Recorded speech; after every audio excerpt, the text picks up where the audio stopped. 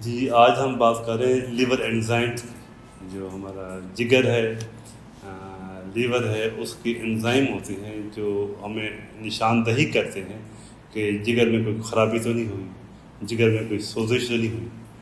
تو اس میں دو طرح کے انزائم ہوتے ہیں، ایک ہوتے ہیں سیل کے اور ایک ہوتا ہے جگر کے نالیوں کے. ڈکٹل بھی کہتے ہیں اور ہیپیٹوسائٹس کا بھی کہتے ہیں.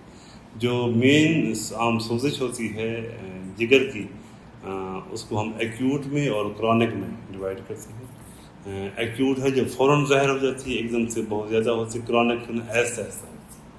عام طور پہ جو ایکیوٹ ہیپیٹائٹس ہے، جیسے ہیپیٹائٹس اے ہے یا ای ہے، اس میں جو سیل کے انزائم ہیں جس کو ہم اے ایل ٹی اور اے ایس ٹی کہتے ہیں، ٹھیک ہے. اس میں ایس جی پی ٹی اور ایس جی او ٹی بھی پرانا نام ہے. جو نارمل ریشو اس سے ملٹیپل ٹائم، آپ 3 ٹائم سے زیادہ ہو تو ہم پریشان ہو جاتے ہیں، 5 ٹائم تک بھی، اور یہ ہنڈریڈس کے اندر، تھاؤزنڈس کے اندر چلے جاتے ہیں.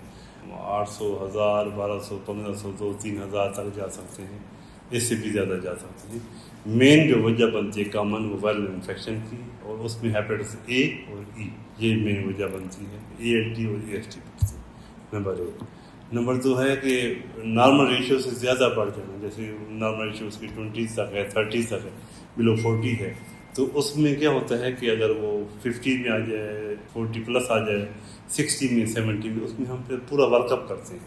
عام زبان میں جسے ہم فیٹی لیور کہتے ہیں. فیٹی لیور کے ساتھ فردر سوزش ہو جائے، اس کی لیور اسٹیٹو ہیپیٹائٹس کہتے ہیں، تو اس میں بھی انزائم کی ریشو اس طرح بننا شروع ہوتی ہے. تو یہ وجہ بنتی ہے اس کی. تیسرا ہے جو میں نے بات شروع میں کی تھی کہ ڈکٹل سیل، جو جگر کی نالیاں ہیں جس کو ہم بلری ڈکٹس کہتے ہیں، ان کی جو سیل کی سوزش اگر ہو جائے تو اس میں کیا ہوتا ہے، کون سے گاما جی ٹی ہوتا ہے اور الکلین فاسفیٹیز وہ بڑھ جاتا ہے.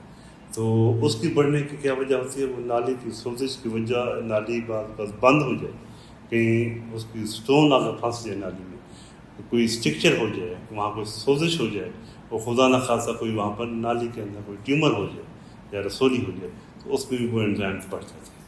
اس کو ہم کہتے ہیں آبسٹرکٹیو جوائنٹس کہتے ہیں.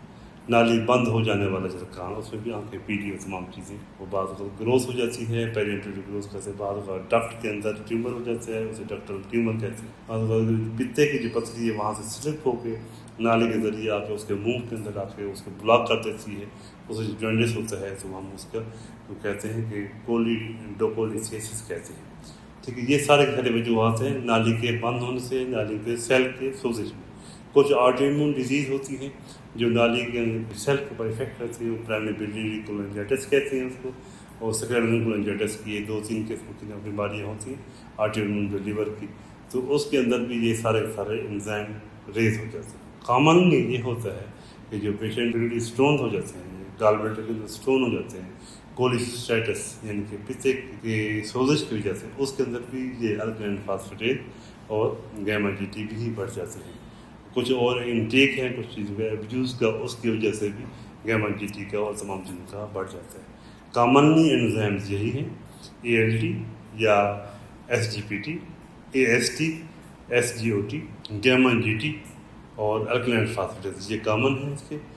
ہاں، جو سنتھیٹک فنکشن ہے لیور کی، وہ ہم کس سے کاؤنٹ کرتے ہیں، ایک سیرم البومن لیول سے اور ایک پروتھرومبن لیول سے. پروتھرومبن ایک پروٹین ہے جو بنتی ہے، جو کوگولیشن کا افیکٹ ہے ہمارا پارٹ، اور البومن جو ہے نا ہماری ہیلپ کرتی ہے جو وہاں پر نا پروٹین کو مینٹین کرنے کے لیے پریشر کے اندر.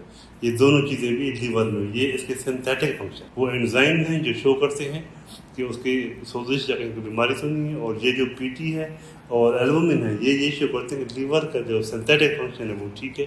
یہ عام طور پہ خدا نہ خواستہ جب لیور فیلئر ہوتا ہے، ایکیوٹ یا سب ایکیوٹ یا انورٹ وہ ہوتا ہے، تو اس کے اندر یہ انڈیکیٹر ہوتے ہیں تمام چیزیں کہ بھی اس کو ہم ان کو کاؤنٹ کرتے ہیں، اس لحاظ سے ایویلویٹ کرتے ہیں کہ لیور کا کیا ڈیزیز کا پروسیس ہے اور کیا اسٹیج. ٹھیک ہے. اوور آل میں نے ہلکا سا ڈیٹیل بتا دی ہے.